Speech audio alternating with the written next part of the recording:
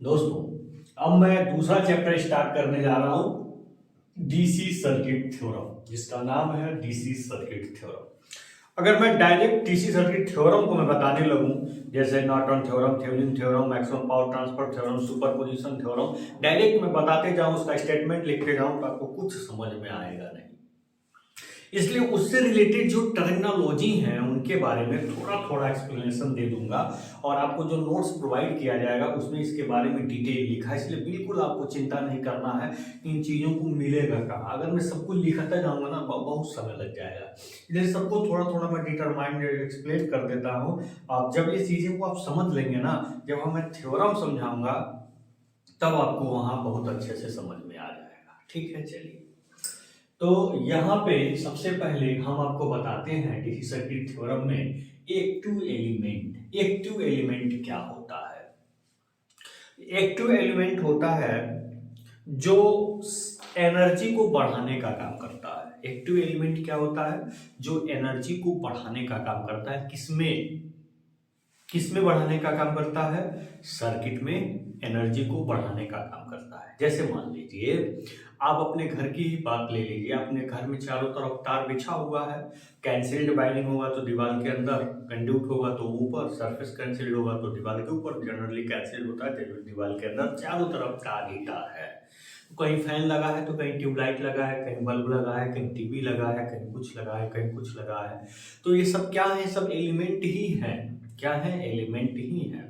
मान लीजिए कि वहीं किसी कोने पर बैटरी रखी हुई है और वहीं कहीं जनरेटर रखा हुआ है, सबका कनेक्शन है। तो बैटरी और जनरेटर क्या करेंगे? एनर्जी को बढ़ाने का काम करेंगे, और बाकी जो एलिमेंट उसमें लगे हैं वो एनर्जी को घटाने का काम करेंगे।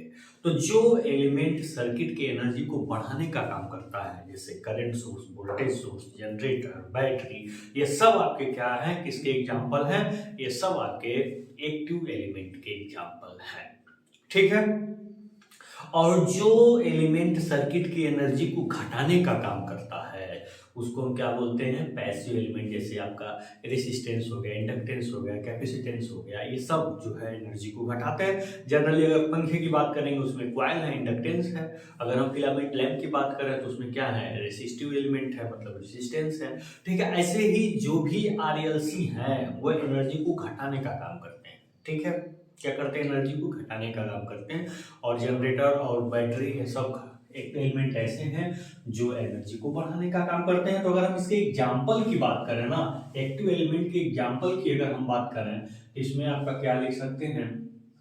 इसमें लिख सकते हैं voltage source and current source. Voltage source and current source, ये किसके एग्जाम्पल हो गए? एक्टिव एलिमेंट के एग्जाम्पल हो गए। फिर दूसरा आपका क्या है? पैसिव एलिमेंट, जिसको हम निष्क्रिय युक्तियां कहते हैं। क्या कहते हैं? निष्क्रिय युक्तियां। ये क्या होती हैं? जैसे आपका रेसिस्टेंस हो गया, इंडक्टेंस हो गया, कैपेसिटेंस हो गया, आरएलसी, ये क्या है? पैसिव एलिमेंट है। ठीक है। चलिए चलिए इसके बाद आपका क्या है? नेटवर्क। नेटवर्क का मतलब क्या है? जो आपका एक्टिव एलिमेंट और पैसिव एलिमेंट, इनके जब इंटर कनेक्शन हो जाता है, इनको जब आपस में कनेक्ट कर लेते हैं तो जो बनता है उसी को हम क्या कहते हैं? Network. Network is nothing, simply है interconnection of active and passive element. Active और पैसिव एलिमेंट का जब हम इंटर कनेक्शन करते हैं, जस्ट लाइक अगर हम बात करें, यहाँ पे हमने एक्टिव एलिमेंट लगा दिया, यहाँ पे रेसिस्टिव एलिमेंट लगा दिया, तो ये क्या बन गया? नेटवर्क बन गया। ठीक है। फिर सर्किट क्या है? किसी क्लोज्ड एनर्जाइज्ड नेटवर्क को सर्किट कहते हैं। मतलब क्लोज्ड एनर्जाइज, मतलब ऐसे एक सर्किट को उस नेटवर्क कहते हैं जिसमें करंट फ्लो हो सके, यानी कि वो क्लोज हो, तो क्या बन जाता है? सर्किट बन जाता है। यानी कि सारे सर्किट नेटवर्क हैं जिनकी सब सर्किट में इंटरकनेक्शन होता है एक्टिव पैसिव एलिमेंट का, लेकिन सारे नेटवर्क सर्किट नहीं है, क्योंकि सर्किट के लिए क्लोज पाथ का होना जरूरी है, यानी उसमें करंट का पास होना जरूरी है। तो आपका अगर ये आपका क्या है? नेटवर्क है, तो ये आपकी क्या है? ये आपकी क्या है? सर्किट है दोस्तों। ये चीजें आपको कहीं नहीं मिलेगी, सिर्फ इस प्लेटफॉर्म पे मिल रही है। ठीक है। फिर आगे देखिए टाइप्स ऑफ नेटवर्क।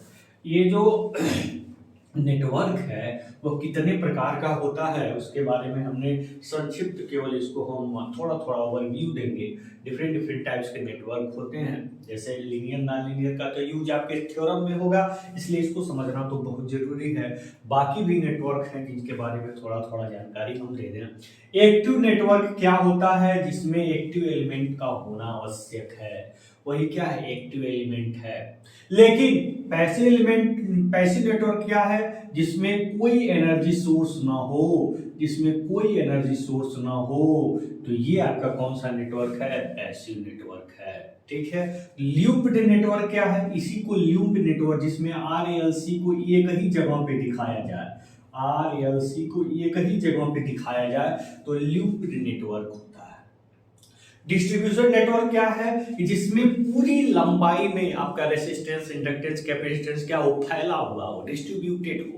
जैसे आपका क्या है, ट्रांसमिशन लाइन, अगर इसकी हम बात करें तो जो आपका ट्रांसमिशन लाइन है, ट्रांसमिशन लाइन में सारे होते हैं, रेसिस्टेंस भी होता है, इंडक्टेंस भी होता है, कैपेसिटेंस भी होता है, लेकिन तीनों क्या होता है, दूर दूर होता है, फैला हुआ होता है। ठीक है, ये ट्रांसमिशन लाइन हो गया। ठीक है, तो अब आपका बनता है क्या, unilateral network. What is unilateral network, जिसमें करंट एक ही डायरेक्शन में फ्लो हो सके, दूसरे डायरेक्शन में फ्लो हो तो उसकी कैरेक्टरिस्टिक्स ही बदल जाए, तो वही क्या होती है, यूनिलैटरल, मतलब एक ही जगह पे। जैसे हम बोले कि हम यूनिडायरेक्शनल हैं, हमारी थिंकिंग, हमारी सोच यूनिडायरेक्शनल है, मतलब एक दिशा में है। अगर दिशा चेंज होगी तो काम खराब हो जाएगा, मतलब उसकी जो कैरेक्टरिस्टिक्स है वो क्या हो जाएगी, चेंज हो जाएगी दोस्तों।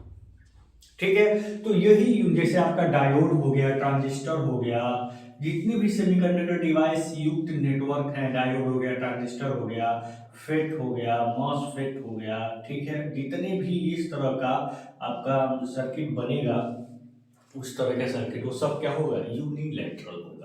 तो बाइलैटरल, बाइलैटरल मतलब वो एलिमेंट होते हैं जिसमें करंट का डायरेक्शन कोई भी हो, उसके कैरेक्टरिस्टिक्स में किसी प्रकार का कोई चेंजिंग ना आवे, जैसे आपका रेसिस्टेंस, इंडक्टेंस, कैपेसिटेंस। तो ऐसा नहीं है, देखिए यहाँ पे अगर हम रेसिस्टेंस की अगर हम बात कर रहे हैं, मान लीजिए कि अगर हम इस रेसिस्टेंस की हम बात करते हैं, अगर इसमें करंट इधर से इस डायरेक्शन से इस डायरेक्शन फ्लो हो, और फिर करंट जो है इस डायरेक्शन से इस डायरेक्शन में फ्लो हो, ठीक है, तो क्या इस रेसिस्टेंस में कोई चेंजिंग आ जाएगी, क्या कोई चेंजिंग नहीं है।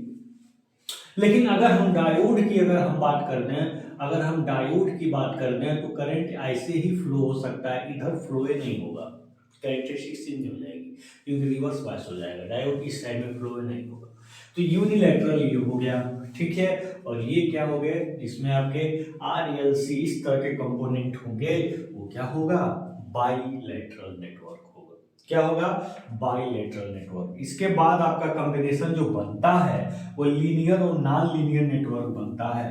ये लीनियर और नॉन लीनियर क्या होता है, विशेष ध्यान दीजिएगा, जिसमें वोल्टेज और करंट के बीच का ग्राफ क्या हो, लीनियर हो, दैट इज कॉल्ड लीनियर। मान लीजिए वोल्टेज हो या करंट हो, इसका जो ग्राफ हो ये लीनियर आगे तो क्या होता है, लीनियर नेटवर्क होता है। तो आरएलसी जिसमें यूज हुआ चाहे एल चाहे सी, तो लीनियर नेटवर्क होते हैं जिसमें वोल्टेज और करंट के बीच का रिलेशनशिप लीनियर ना हो, एक्सपोनेंशियल अदर कोई कर्व बनाए, तो वो होते हैं नॉन लीनियर नेटवर्क। जैसे आपका डायोड का नेटवर्क, डायोड हो गया, ट्रांजिस्टर हो गया, इसके जब कैरेक्टरिस्टिक खींचते हैं तो ये वोल्टेज और करंट के बीच का कैरेक्टरिस्टिक्स एक लीनियर डायग्राम ना मिलकर एक्सपोनेंशियल या किसी अदर टाइप का मिलता है। इसलिए जिसमें आपका डायोड, ट्रांजिस्टर, ठीक है, डायोड, ट्रांजिस्टर, फेट, मॉसफेट, सी मॉस, जितने भी सेमीकंडक्टर डिवाइसेस हैं, जिसमें ये यूज हो गई, वो नेटवर्क ही नॉन लीनियर बन जाता है।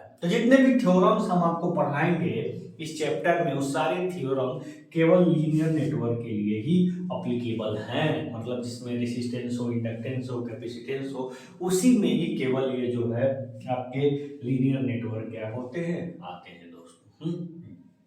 तो ये इन दोनों को विशेष ध्यान दीजिएगा, बाकी को ओवरव्यू ले लीजिएगा, कोई दिक्कत वाली बात नहीं है। ठीक है, तो ये आपको जरूर समझ में आ गया होगा। Now I am going to explain the other main topics which is related to circuit. Circuit से रिलेटेड जो पॉइंट है, ये तो पूरे चैप्टर से जितने भी नेटवर्क है, जितने भी एलिमेंट हैं, पूरे सर्किट चैप्टर से रिलेटेड इंपॉर्टेंट पॉइंट थे। अब हम बताएंगे सर्किट से रिलेटेड इंपॉर्टेंट पॉइंट। जैसे आपको कोई पूछे मेश क्या होता है, लूप क्या होता है, नोड क्या होता है, जंक्शन क्या होता है, तो इसको आप कैसे बताएंगे। हम कह देते हैं, जैसे हमने किरचॉफ्स लॉ जैसे मैंने एक्सप्लेन किया और सीधे बता दिया कि किसी नोड पे या किसी जंक्शन पर मिलने वाली सभी धाराओं का बीजगणितीय योग। और पहले तो नोड जानिए ना, नोड क्या है, जंक्शन क्या है, इन सब बातों को जानिए, तब आपको चीजें और अच्छे तरीके समझ में आएंगी। आप पहले उनको नहीं जानेंगे तो डायरेक्ट थ्योरम बताना ठीक नहीं है दोस्तों, है। तो चलिए हम अब बात करते हैं अपने अगले पॉइंट पे, अगले सर्किट पे, सर्किट से related important point.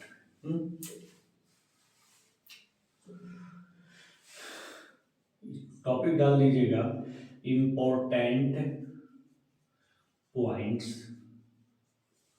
Related to circuit. ठीक है, इसको हम क्या करते हैं, परिपथ से संबंधित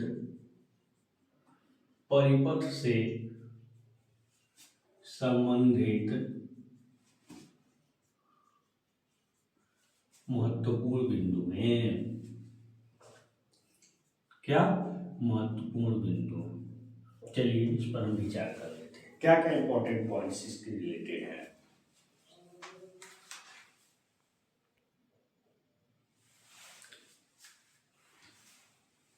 तो देखिए आपके सामने एक सर्किट बना हुआ है, इससे रिलेटेड इंपॉर्टेंट पॉइंट्स जितने भी बन रहे हैं ना, सब हम आपको बताने जा रहे हैं। तो चलिए देखते हैं। तो ये आपका पहला पॉइंट है आपका, क्या देखिए, सबसे पहले हम समझेंगे नोड क्या होता है। नोड के बाद हम समझेंगे जंक्शन क्या होता है। ठीक है, जंक्शन के बाद समझेंगे मेश क्या होता है। क्या, मेश के बाद समझेंगे लूप क्या होता है। ठीक है, इतनी बातें हम आज समझेंगे। चलिए देखते हैं नोड क्या होता है। नोड हम कहते किसे हैं, नोड के लिए क्या टर्मिनोलॉजी है। नोड के लिए दो या दो से अधिक बिंदु होना जरूरी है, दो या दो से अधिक दो या दो से अधिक सर्किट एलिमेंट का कनेक्शन जरूरी है। किसका, सर्किट एलिमेंट किसका, सर्किट एलिमेंट का कनेक्शन क्या है, आवश्यक है। जहां पे दो या दो से अधिक सर्किट एलिमेंट आकर मिलते हैं वहां क्या होता है, नोड होता है। जैसे देख लीजिए ए पर भी ये का आपका एक्टिव एलिमेंट, ये पैसिव एलिमेंट आकर के ए से मिला, तो ये हो गया, दो एलिमेंट हो गए ना, दो या दो से अधिक। ठीक है, फिर बी पे आइए तो बी पे तीन एलिमेंट आके मिल रहे हैं, तो बी भी हो गया। सी पे आइए, सी पे भी दो एलिमेंट मिल रहे हैं, सी पर आ गया। अब सीधे डी पे आएंगे, डी पे कहेंगे कैसे, तो आप इसको चाहे तार है, तार में तोड़ दो। ठीक है, इसको ला के ऐसे ऐसे मिला दो, ऐसे तीनों को, एक ही पॉइंट बन रहा है, नहीं बन रहा है। इस पे तीन एलिमेंट देखिए, ये आकर के यहाँ मिले हुए। ठीक है, तो ये बन गए आपके ए बी सी डी। ठीक है, ये चारों क्या बन गए, नोड बन गए। इस सर्किट में क्या हो गए, चार नोड हो गए। तो समझाने के लिए था, इसीलिए जो है हमने उसको वहां पे नहीं दिखाया था। हाँ, ऐसा हम ऐसे नहीं कर सकते, ऐसे कर देंगे तो दोनों कहाँ जाएंगे। तो ये हो गया आपका। ठीक है, तो ये आपके नोड हो गए। अब जो जंक्शन है, जंक्शन का क्या क्राइटेरिया है, जंक्शन को जरा देख लेते हैं। जंक्शन, इसमें क्या होता है, तीन या तीन से अधिक सर्किट एलिमेंट का कनेक्शन होता है। इसमें क्या होता है, तीन या तीन से अधिक सर्किट एलिमेंट का कनेक्शन होता है। किसका, सर्किट एलिमेंट का।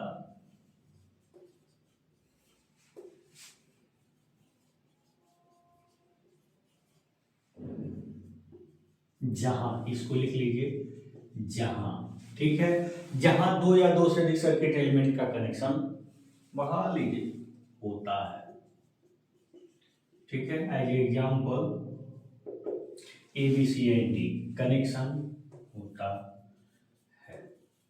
मान लीजिए एग्जाम्पल के रूप में केवल दो ही जंक्शन है B और D, यहीं पे ही तीन एलिमेंट आकर के मिल रहे, बाकी करीब तीन से अधिक या तीन एलिमेंट एक ही तो पे मिल रहे, तो B और D ये दो जंक्शन हो गए, ठीक है। इसके लिए क्या है, यहाँ तीन या तीन से अधिक सर्किट एलिमेंट आपस में आकर के मिलते हैं, वो क्या होता है, जंक्शन होता है। हाँ चलिए, अब हम बात करेंगे किस पर, मेश। मेश क्या होता है, मेश को कैसे डिफाइन करेंगे। मेश क्या होती है, मेश वो नहीं जो खाना जहाँ आप खाते हैं, वो मेश नहीं है, क्योंकि वो भी चार घेरे का ही होता है, तो मेश इसलिए उसको भी कहते हैं, चार दीवारी का घेरा उसमें भी होता है। तो यहाँ मेश का क्या मतलब है, मेश मेश को आप ऐसे कह सकते हैं, वह लूप जो किसी लूप में डिवाइड ना हो, ठीक है। लूप का मतलब ये आपका एक लूप बन रहा है, ठीक है। ये ऐसा लूप होता है जो किसी अन्य लूप में डिवाइड ना हो, जो क्लोज पाथ है। देखिए जो क्लोज पाथ है इसी को क्या करते हैं, लूप कहते हैं। तो पहले लूप को देख लेते हैं, ठीक है, तब मेश को देखते हैं। पहले किसको देख लेते हैं, लूप को, लूप, ठीक है। इसको लिख सकते हैं किसी सर्किट के दोस्तों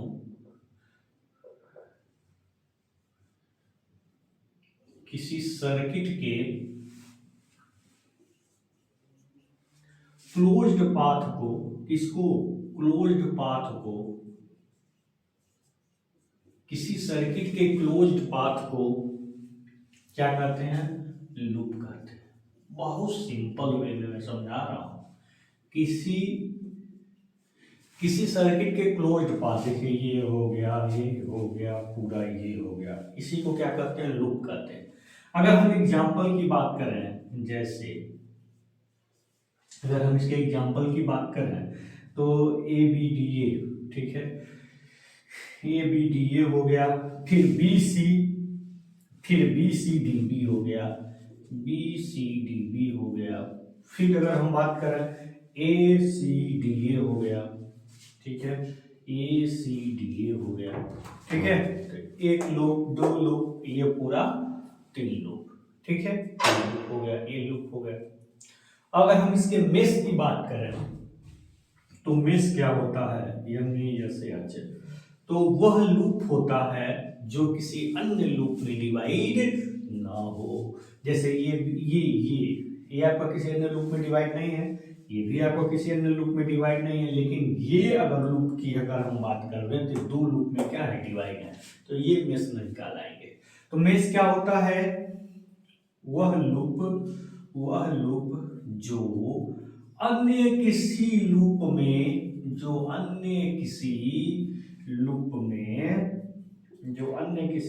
में डिवाइड ना हो, जो किसी अन्य लूप में डिवाइड ना हो, ठीक है। किसी अन्य लूप में क्या हो, वितरित ना हो दोस्तों, ठीक है। DIVID देख लीजिएगा, DIVID डिवाइड ना हो। जैसे आपका ये देखिए कौन सा एग्जाम्पल के रूप में, ABDA, अब फिर BCDB, ठीक है, दो हो गया। लेकिन आप ACDA को नहीं कर सकते, क्यों, क्योंकि दो लूप में क्या है, ऑलरेडी डिवाइडेड है, ठीक है। तो वह लूप जो किसी अन्य लूप में डिवाइड ना हो उसी को हम क्या कहते हैं, मेश कहते हैं। ये हो गया इसका definition, node junction mesh loop. इसमें नोड कितने हुए, नोड की अगर हम बात करें तो ABCD, बी कौन कौन से थे, ABCD, हाँ, ये आपके चार नोड थे, दो जंक्शन थे, और इसमें दो मेश था, और इसमें तीन लूप था। ऐसे क्वेश्चन पूछ सकता है कि सर्किट है, इसमें बताइए कितने मेश हैं, या बताइए कितने नोड हैं, या बताइए कितने लूप हैं। ऐसे क्वेश्चन आपसे पूछ सकता है। तो आप इसको कैसे काउंट करेंगे, ये प्रोसेस तरीका मैंने आपको बता दिया। चलिए एक क्वेश्चन हम ले लेते हैं, इससे रिलेटेड एक क्वेश्चन हम देख लेते हैं, जिसमें आपको बताना होगा कि ये कौन सी सर्किट है, सर्किट का नाम क्या है। अगर पूछे कौन सी सर्किट है तो आप कहेंगे एक्टिव सर्किट है, ठीक है। कोई पूछे कौन सा नेटवर्क है तो बोलेंगे एक्टिव नेटवर्क है। कोई आपसे पूछे कि और कौन कौन सा नेटवर्क है तो ये बाइलेटरल नेटवर्क भी है। और कौन सा नेटवर्क है, ये लीनियर नेटवर्क भी है, क्योंकि इसमें सब लीनियर एलिमेंट लगे हैं, ठीक है। तो ऐसे नेटवर्क का भी अगर नाम पूछे तो आप बता सकते हैं, हाँ? अब हम इस पर न्यूमेरिकल क्वेश्चन बताएंगे जिसमें सारी बातें आपसे पूछी जाएंगी और आप अकॉर्डिंग टू डिफिनीशन उसका आप जवाब देंगे, हैं? उसके बाद हमारा शुरू होगा नया खेल, जिसको थ्योरम्स के नाम से हम जानेंगे, जिसमें डिफरेंट डिफरेंट टाइप्स के थ्योरम को आपको क्या करना होगा, बताया जाएगा, हाँ? तो चलिए चलते हैं, हम बात करेंगे किस पर, थ्योरम पे अभी नहीं बात कर लेंगे। अभी हम एक क्वेश्चन आपके सामने लिखेंगे, अब फिर उस क्वेश्चन को हम क्या करेंगे, सॉल्व करवाएंगे, तब हम आगे बढ़ेंगे।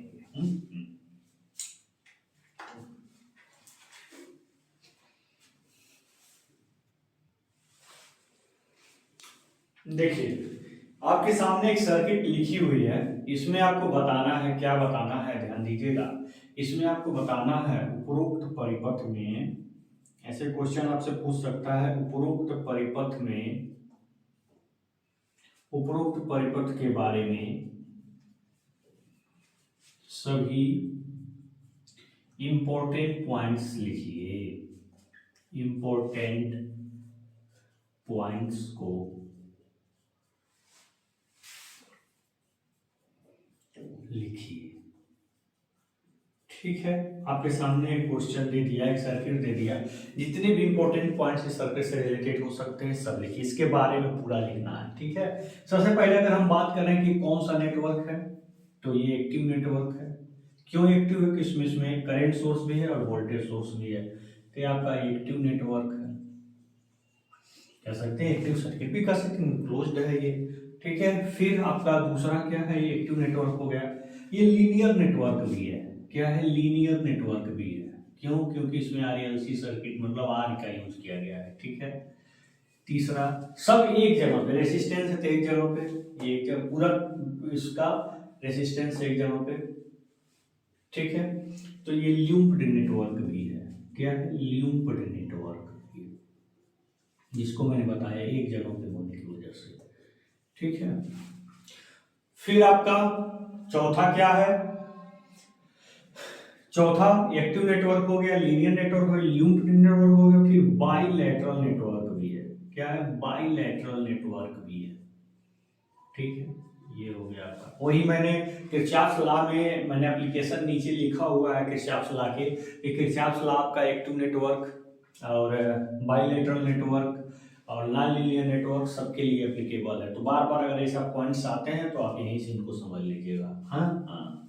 अब चलिए बात करते हैं नोड्स, इसमें नोड्स कितने हैं, हाउ मेनी नोड्स, नोड्स जहाँ दो से ये भी आपका नोड है, बी भी आपका नोड है, सी भी आपका नोड है दोस्तों, और डी भी आपका नोड है, ठीक है।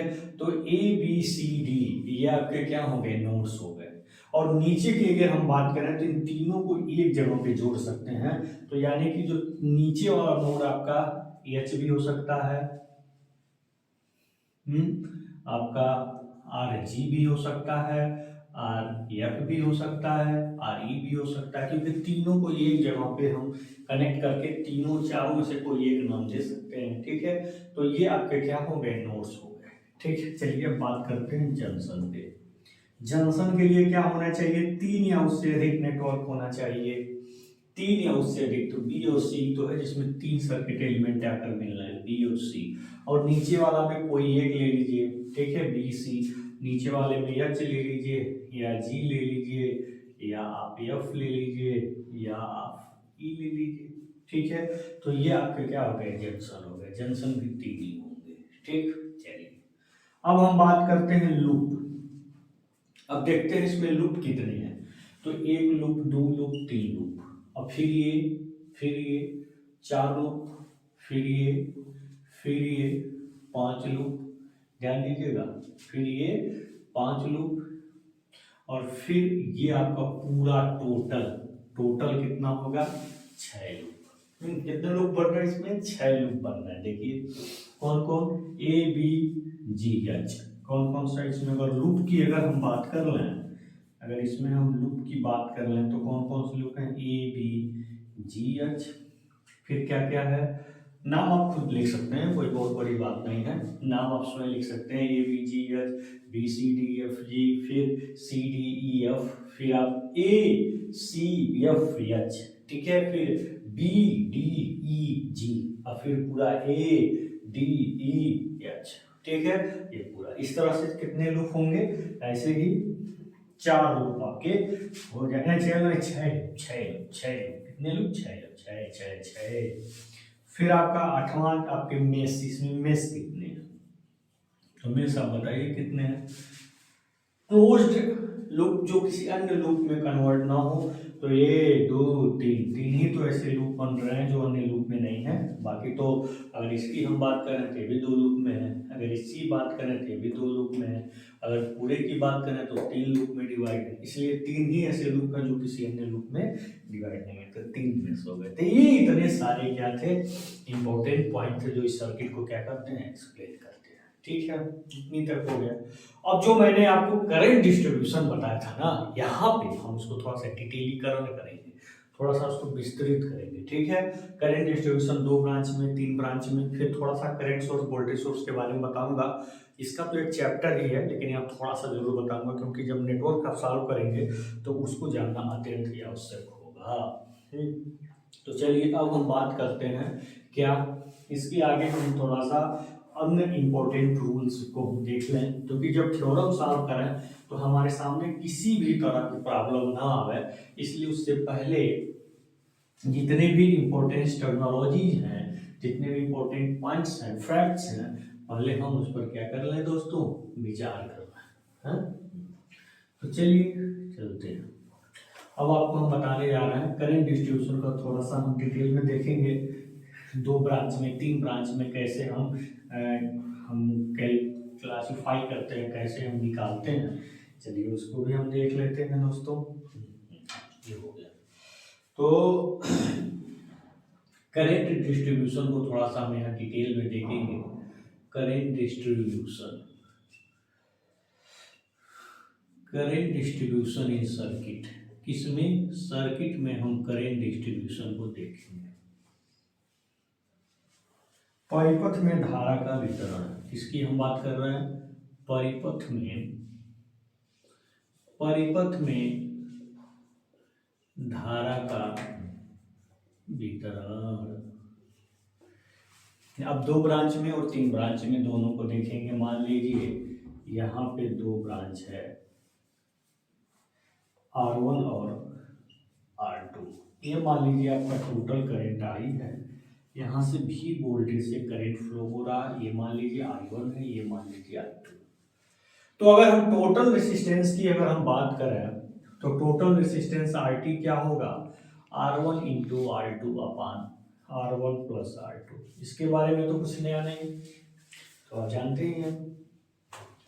तो अगर हम टोटल सप्लाई वोल्टेज V की अगर हम बात करें तो ये क्या होगा, I into total resistance RT, क्या होगा, I into total resistance RT। ये तो आपका टोटल V हो गया। तो मान लीजिए हमें किसी ब्रांच में हमें धारा निकालनी है, तो यहाँ से आप RT कर लीजिए, तो I इंटू RT आप करेंगे, R1 into R2 upon R1 plus R2, ऐसे लिख सकते हैं। मान लीजिए कि हमको I1 निकालना है, तो I1 इक्वल टू क्या होगा, V अपान R1, क्योंकि जो वोल्टेज यहाँ होगा वही वोल्टेज इसके क्रॉस होगा, तो क्या हो जाएगा, V अपान R1। तो आपका V कितना है, यही है ऊपर लिखा हुआ है V, तो V की पूरी वैल्यू लिख दीजिए, I equal to R1 R2 upon R1 plus R2, नीचे आपका क्या है R1। तो यहाँ से देखिए R1 से R1 कैंसिल आउट हो गया, तो आपका जो वैल्यू, जो फार्मूला निकल के आया वो यही निकल के आया जो हम डायरेक्ट बताए थे, R2 upon R1 plus R2 into total current IT, total current I। आई लिखें तो आई मान लेंगे। इस प्रकार से I1 निकालने का एक फार्मूला जो हमने डायरेक्ट लिखा था, यहाँ पे हमने उसको एक्सप्लेन कर दिया कैसे वो आया। I1 हमको निकालना, I1 तो V अपन R1, तो V की value total current into total resistance हमने लिख दिया, बस काट दी।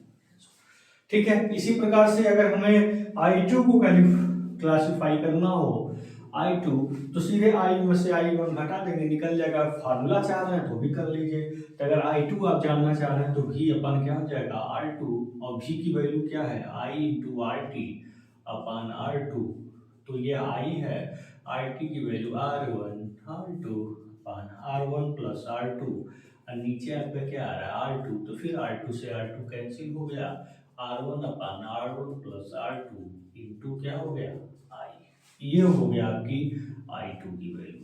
इस प्रकार से I1 और I2 देखिए कितनी आसानी से आप सर्किट के क्वेश्चंस को सॉल्व कर सकते हैं। तो दो मेन रिजल्ट जो आपके सामने आते हैं दो सर्किट में, उनको हम एक जगह पे आसानी से लिख सकते हैं। यहाँ से आपका I1 क्या होगा R2 upon R1 plus R2 into I, ये पहला रिजल्ट हो गया। और दूसरा result I2 is equal to R1 upon R1 plus R2 into I। ठीक है, ये आपका दूसरा रिजल्ट हो गया। ठीक है, तो यही दो रिजल्ट इसमें मेन है, और यही दो रिजल्ट आपको क्या करना है याद रखना है, क्योंकि तभी आप न्यूमेरिकल क्वेश्चंस को क्या कर पाएंगे सॉल्व कर पाएंगे। तो ये दो में है। ठीक है, अब हम तीन सर्किट में देख लेते हैं, तीन सर्किट में कैसे हम इसको निकालते हैं दोस्तों। जो अत्यंत ही महत्वपूर्ण हो जाता है ये बात है। क्यों? क्योंकि जब डीसी सर्किट थ्योरम सॉल्व करेंगे ना, जिसमें किसी पर्टिकुलर ब्रांच में करंट निकालने को बोलेगा, उस ब्रांच में आप तभी करंट निकाल पाएंगे जब उसका डिस्ट्रीब्यूशन जान पाएंगे। है, तो डिस्ट्रीब्यूशन जानने के लिए आपको करंट डिस्ट्रीब्यूशन ला आनी चाहिए, इसीलिए मैं इस पर फोकस कर रहा हूँ, इसको बता रहा हूँ। ठीक है, न्यूमेरिकल क्वेश्चन आप आसानी से सॉल्व करना, इसके इस पर्पज से हम इसको बता रहे हैं। अब मान लीजिए दो सर्किट था, अब क्या है यहाँ पे मान लीजिए तीन सर्किट अगर हो गया, तीन ब्रांच अगर हो गया, तो कैसे इनको निकालेंगे, कैसे जानेंगे, कैसे समझेंगे, उसको जरा देख लेते हैं। मान लीजिए ये आपका 3 4 5 कितना भी हो आप कर सकते हैं। ये मान लीजिए R3 है, इसमें फ्लो होने वाली करंट I3, हमें we have to determine the value of I3 also. यहाँ पे हमें I3 की भी वैल्यू डिटरमाइन करनी है, तो सिंपल वही रूल अप्लाई करेंगे। यहाँ पे V इक्वल टू क्या है I into RT, RT equal to क्या है। अब यहाँ पे देखिए, यहाँ पे ध्यान देने वाली बात आएगी, यहाँ पे हमको क्या करना है RT की वैल्यू पहले निकाल लेना है। तो यहाँ पे आपकी जो RT की वैल्यूज होगी ना, पहले RT की वैल्यू लिखते हैं फिर V की वैल्यू निकालते हैं। तो यहाँ जो आपकी RT की वैल्यू होगी 1/RT equal to 1/R1 plus 1/R2 plus 1/R3, यानी कि अगर हम देखें तो R1 into R2 into R3, तो यहाँ से हम देखेंगे तो R1 से R1 डिवाइड हो जाएगा, यानी कि R2 इंटू R3 हो जाएगा। ये 2 है तो यहाँ पे R1 इंटू R3 हो जाएगा, और फिर 3 है तो R1 इंटू R2 हो जाएगा। ठीक है, 2 3 3 1 1 2, तो ये हो गया 1/RT। तो यहाँ से अगर RT निकालेंगे तो क्या मिलेगा R1 R2 R3 अपन R2 into R3 plus R3 into R1 plus R1 into R2, चक्रीय एक्सप्रेशन में है 1 2 2 3 3 1। ठीक है, 1 2 2 3 3 1, RT की वैल्यू यहाँ से आपको मिल गई। अब RT की वैल्यू निकल गई तो V इक्वल टू क्या होता है I इंटू RT, RT तो जान ही रहे हैं। ठीक, लेकिन अगर किसी पर्टिकुलर ब्रांच में अगर करंट की वैल्यू आपको निकालना है, जस्ट लाइक अगर आप एज्यूम करें कि अगर मान लीजिए आपको I1 की वैल्यू निकालना है, तो टोटल सप्लाई वोल्टेज V अपान टोटल सप्लाई वोल्टेज V अपान इसमें फ्लो होने वाली करंट I1 निकालना और उसका प्रतिरोध R1, तो यहाँ से V इक्वल टू क्या होगा I into RT upon R1। तो यहाँ से हम RT की वैल्यू पुट कर दीजिए, तो R1 से R1 कैंसिल हो जाएगा, तो मिलेगा हमको क्या, हमें यहाँ पर मिलेगा क्या, जब पुट करेंगे RT की वैल्यू तो R1 से R1 कैंसिल हो जाएगा, तो सीधे आपका I इक्वल टू क्या मिला R2 इंटू R3, और फिर नीचे इन सभी का समेशन 1 2, ठीक है 2 3 और फिर 3 1, बात एक ही हुआ। 1 2 2 3 3 1, बहुत आसान है। जिसमें भी करंट निकालना है उसको उड़ा दीजिए, खत्म कर दीजिए, बाकी को मल्टीप्लाई ऊपर लिख दीजिए, फिर तीनों को साइक्लिक एक्सप्रेशन में लिख दीजिए। ठीक है, तो इस प्रकार से आपने क्या किया, पर्टिकुलर ब्रांच में करंट की वैल्यू निकाल लिया दोस्तों। ठीक है, पर्टिकुलर ब्रांच में करंट की वैल्यू निकल गई। इसी प्रकार से अगर मान लीजिए आपको I2 निकालना हो, I3 निकालना हो, तो यही फार्मूला आप डायरेक्ट लगा सकते हैं बिना कुछ सोचे बिना समझे। अब इसी के अकॉर्डिंग आप दूसरा तीसरा भी लिख सकते हैं फार्मूला बिना सोचे समझे। देख लीजिए कैसे, 3 ब्रांच में अगर जरूरत पड़ गई तो भी आप ऐसे ही निकाल लेंगे। देखिए कैसे, अगर मान लीजिए आपको I2 निकालना हो, अगर मान लीजिए आपको I2 निकालना हो तो R2 गायब कर दीजिए, R1 इंटू R3 लिखिए यहाँ पे, और तीनों को साइक्लिक इसमें 1 2 2 3 और फिर 3 1, बताइए 3 1, और फिर टोटल करंट का गुणा, ये I2 हो गया। I3 निकालना तो बहुत आसान है, सीधे जो करंट आपको I मिला उसमें से तीनों को जोड़ दीजिए, I1 प्लस I2, दोनों को जोड़ करके टोटल सप्लाई करंट से निकाल लेंगे, तो यहाँ से आपको I3 मिल जाएगा। चाहे फार्मूला लगा लीजिए ऊपर और भी निकल जाएगा। इस प्रकार से एक करंट डिस्ट्रीब्यूशन रूल है जिसकी सहायता से आसानी से सर्किट के क्वेश्चंस को आप सॉल्व करेंगे। अब एक लास्ट रूल है जिसको मैं बता दूं, करंट सोर्स और वोल्टेज सोर्स का संक्षिप्त परिचय दे दूं। इसका डिटेल तो हम पढ़ेंगे इसके चैप्टर में, जो अगला चैप्टर है, लेकिन यहाँ पे हम उसको थोड़ा संक्षिप्त में बता देंगे ताकि आप न्यूमेरिकल क्वेश्चन में अगर कहीं करंट सोर्स है तो आपको कन्वर्जन आ जाए। ठीक है, इसलिए बहुत कुछ लिखेंगे नहीं, बस केवल हम रूल्स को देख लेंगे एक बार, ताकि उसके क्वेश्चन हमारे सामने आए तो हमें जो है उसके बारे में ज़्यादा सोचना ना पड़े हैं। तो चलिए अब हम चलते हैं current source end voltage source के बारे में जानने। तो क्या होता है करंट सोर्स, क्या होता है वोल्टेज सोर्स, और क्या होता है इनका कन्वर्जन। ठीक है, चलिए क्या है करंट सोर्स। करंट सोर्स जिसको हम क्या बोलते हैं, धारा स्रोत। ठीक है, ये क्या होता है ना, ये सर्किट को डायरेक्ट एनर्जी दे, डायरेक्ट कांस्टेंट करंट देता है। ठीक है, क्या देता है, डायरेक्ट कांस्टेंट करंट देता है। और रेसिस्टेंस हमेशा इसके क्या होते हैं, पैरेलल में होती है। हमेशा ध्यान दीजिएगा कि करंट सोर्स हमेशा सर्किट को एक कांस्टेंट करंट देता है, और इसका जो रेसिस्टेंस होता है इसके जस्ट पैरेलल में ही कंसीडर किया जाता है। ये करंट सोर्स हो गया पहला। पहला जो आपका एग्जांपल हो गया किसका, करंट सोर्स का, करंट सोर्स, करंट सोर्स का एग्जांपल हो गया। ठीक है, वोल्टेज सोर्स क्या होता है दूसरा, जो सर्किट को डायरेक्ट कांस्टेंट वोल्टेज प्रोवाइड करता है, जैसे आपका ये हो गया। ठीक है, लेकिन हमेशा इसके सीरीज में रेसिस्टेंस या इंपीडेंस जुड़ा होता है, ध्यान देना है इस बात को, हमेशा इसके सीरीज में रेसिस्टेंस या इंपीडेंस जुड़ा होता है। करंट सोर्स के पैरेलल में, वोल्टेज सोर्स को वोल्टेज सोर्स के सीरीज में। अगर सर्किट में से करंट सोर्स को रिमूव करना हो, जैसे अभी सुपरपोजिशन थ्योरम बताएंगे, उसमें हम बताएंगे बारी बारी से हम करंट सोर्स या वोल्टेज सोर्स से पर्टिकुलर ब्रांच में करंट निकालते हैं, फिर उसका एवरेज सम लेते हैं। तो मान लीजिए हमें दूसरे, मान लीजिए दोनों लगे हुए हैं, करंट सोर्स वोल्टेज सोर्स दोनों लगे हुए हैं, तो पहले करंट सोर्स से करंट निकालेंगे। ठीक है, तो दूसरे वाले सोर्स को या तो ओपन करते हैं या तो शॉर्ट करते हैं। तो ध्यान दीजिए, ओपन किसको करते हैं, करंट सोर्स को हमेशा ओपन करते हैं। करंट सोर्स को रिमूव करने के लिए हम क्या करते हैं, हमेशा ओपन करते हैं। फॉर रिमूव, इसको रिमूव करने के लिए क्या करते हैं, हमेशा ओपन करते हैं। ओपन मतलब उसको खोल देते हैं।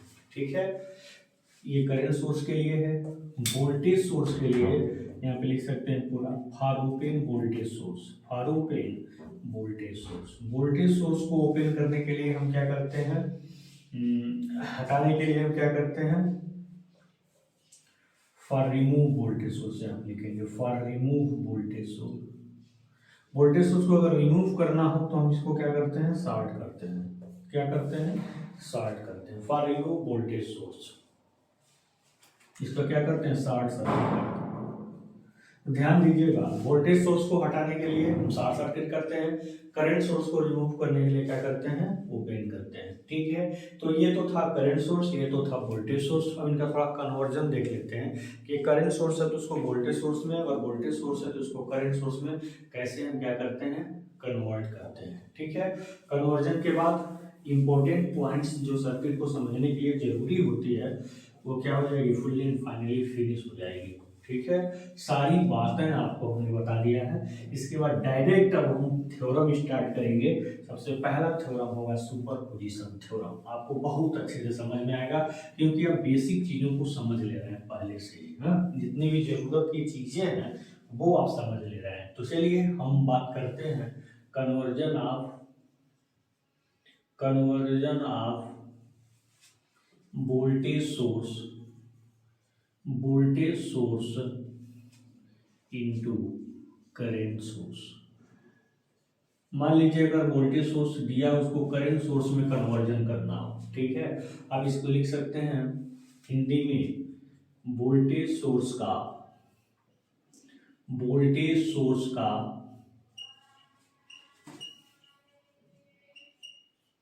करंट सोर्स में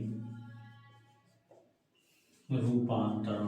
क्या बात करने जा रहे हैं हम, रूपांतरण के बारे में। मान लीजिए कोई आपके सामने इस प्रकार का वोल्टेज सोर्स दे दिया है, कितना 20 वोल्ट, और इसके सीरीज में रेजिस्टेंस दे दिया है 5 ओम का, और ये कह रहा है कि इसको करंट सोर्स में कन्वर्ट करिए। ठीक है, ऐसे कर दे कि उपरोक्त वोल्टेज सोर्स को, क्वेश्चन ऐसे पूछ दे, उपरोक्त वोल्टेज सोर्स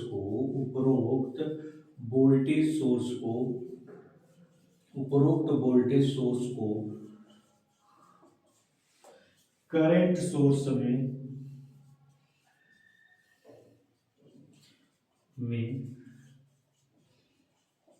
कन्वर्ट कीजिए।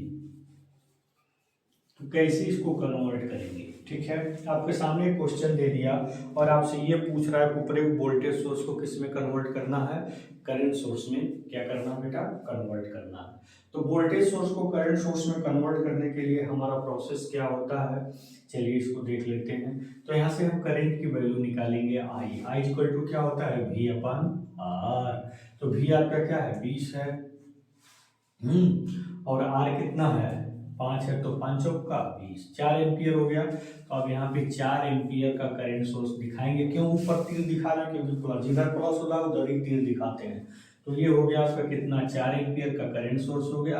अब यही जो रेसिस्टेंस सीरीज में हुआ करता था, यही इसके किस में हो जाएगा, पैरेलल में हो गया। तो ये हो गया कन्वर्जन, किसमें, करंट वोल्टेज सोर्स का करंट सोर्स।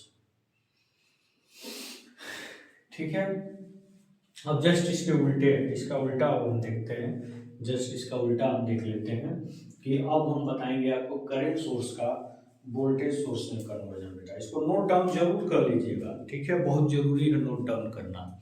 ठीक है, तो हम आपको बताने जा रहे हैं क्या, करंट सोर्स का वोल्टेज सोर्स में कन्वर्जन या रूपांतरण। तो चलिए अब पहला जो है जस्ट इसका उल्टा हो जाएगा, ये आपका करंट सोर्स हो जाएगा, ये आपका वोल्टेज सोर्स हो जाएगा।